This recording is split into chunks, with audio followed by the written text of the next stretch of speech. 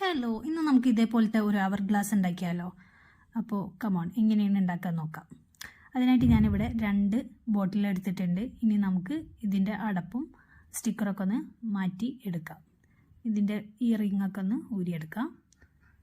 അപ്പോൾ നമ്മൾ കുടിക്കുന്ന പെപ്സി, കൊക്കക്കോള എന്നിവയുടെ കുപ്പിയൊന്നും ഇനി കളയേണ്ട ആവശ്യമില്ല. ഇതേപോലെ എന്തെങ്കിലുമൊക്കെ ഉണ്ടാക്കാം നമുക്ക്. അപ്പോൾ നമുക്ക് ഈ കുപ്പിയൊന്ന് ജസ്റ്റ് ഒരു നൈഫ് വെച്ച് ഒന്ന് കട്ട് ചെയ്തിട്ട് അത് കത്രിക വെച്ച് പകുതി ഭാഗം ഒന്ന് കട്ട് ചെയ്തെടുക്കാം. രണ്ടും ഇതേപോലെ ഞാൻ കട്ട് ചെയ്തെടുത്തിട്ടുണ്ട്. ഇനി നമുക്ക് വേണ്ടത് 2 കാർഡ്ബോർഡ് പീസാണ്. അപ്പോൾ 2 കാർഡ്ബോർഡ് പീസ് ഞാനിവിടെ എടുത്ത് വെച്ചിട്ടുണ്ട്. ഇനി നമുക്ക് ആ ബോട്ടിലൊന്ന് വെച്ച് കൊടുത്ത് ഒരു പെന്ന് കൊണ്ട് ജസ്റ്റ് ഒന്ന് റൗണ്ടിൽ വരച്ചെടുക്കാം. വെട്ടുമ്പോൾ കുറച്ചൊന്ന് വിട്ടിട്ട് വെട്ടിക്കൊടുക്കുക.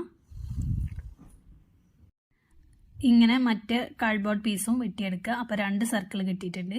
ഇനി നമുക്കിതിലേക്ക് ഗ്ലൂ അപ്ലൈ ചെയ്തിട്ട് വെട്ടിയെടുത്ത ബോട്ടിലിൻ്റെ ഭാഗം ഒട്ടിച്ചു കൊടുക്കാം. നല്ലതുപോലെ ഒന്ന് ഇത് ഒട്ടിച്ച് എടുക്കണം.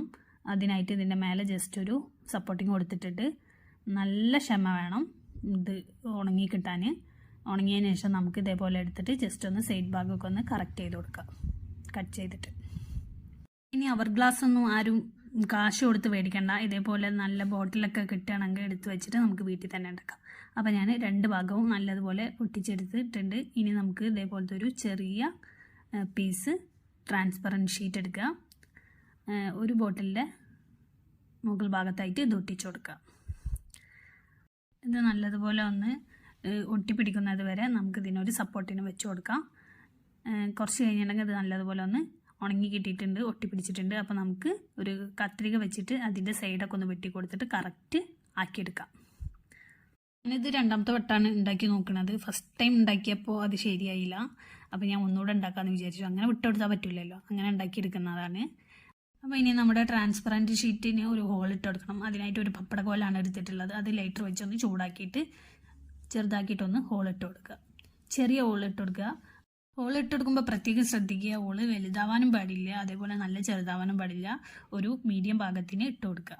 ഇതിലേക്ക് വേണ്ടത് കുറച്ച് മണലാണ്. അപ്പോൾ ഞാനിവിടെ പുറമെ ക്രാഫ്റ്റിൻ്റെ ഷോപ്പിൽ നിന്ന് വാങ്ങിയതാണ് ഇതേപോലെ കളറടിച്ച മണൽ. ഇനി ഇപ്പോൾ ഈ മണലില്ലെങ്കിൽ നമ്മൾ സാധാ മണൽ ഇട്ട് കൊടുത്താലും മതി.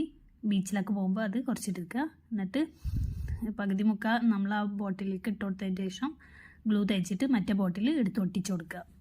ഇത് നല്ലതുപോലെ ഒന്ന് സെറ്റാവുന്നത് വരെ വെയിറ്റ് ചെയ്യുക. കുറച്ച് കഴിഞ്ഞിട്ടുണ്ടെങ്കിൽ ഇത് ഉണങ്ങി കിട്ടിക്കഴിഞ്ഞാൽ നമ്മുടെ ഗ്ലാസ് ഇവിടെ സെറ്റാണ്.